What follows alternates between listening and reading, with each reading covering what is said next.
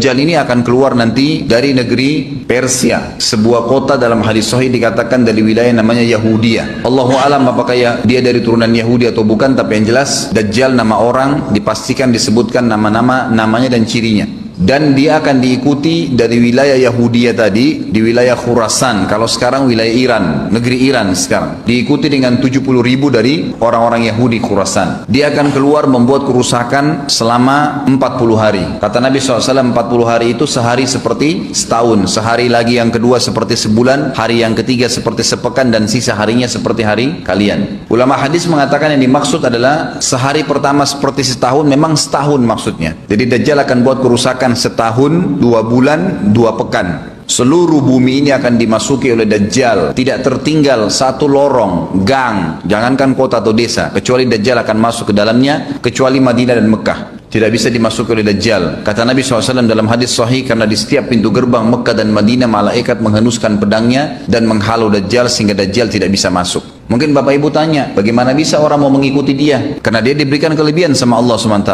Dalam hadis sahih juga disebutkan kalau dia masuk ke dalam sebuah tempat, lokasi, wilayah, dan dia mengaku sebagai Tuhan, orang-orang ikutin, maka wilayahnya jadi subur, peternakannya jadi banyak, hujan turun dari langit, tanaman-tanaman mereka jadi subur. Memang fitnah. Allah turunkan tanda-tanda hari kiamat. Kalau wilayah itu tidak beriman kepada dia sebagai Tuhan, maka jadi kering, tandus. Cobaan dari Allah Subhanahu wa ta'ala. Ciri-ciri Dajjal disebutkan dalam banyak hadis yang sahih adalah mata kanannya yang paling pertama rusak seperti anggur kering. Kata Nabi SAW dalam hadis sahih, ketahuilah Dajjal buta mata kanannya dan Tuhan kalian tidak buta, karena dia akan mengaku sebagai Tuhan. Kemudian dia orangnya memiliki kulit yang kehitam-hitaman serta memiliki dahi yang lebar. Setiap orang beriman bisa membaca di dahinya tertulis 3 huruf kafara. Semua orang yang ngerti tulisan Arab, tidak ngerti tulisan Arab akan bisa tahu dan baca itu. Rambutnya keriting dan orangnya tinggi besar. Dia akan mengaku sebagai Tuhan, dan Dajjal akan diikuti kata Nabi SAW dengan pohon, dengan gunung, bergunung-gunung makanan. Allahu alam maksudnya bergunung-gunung ini seperti apa, tapi Dajjal kemungkinan besar memiliki banyak sekali persiapan yang dia akan berikan kepada wilayah-wilayah yang beriman kepadanya. Kata Nabi SAW, kalau kalian ditangkap oleh Dajjal, hadis ini, kalau kalian dengarkan Dajjal, carilah tempat yang jauh dan jangan seseorang di antara kalian berkata,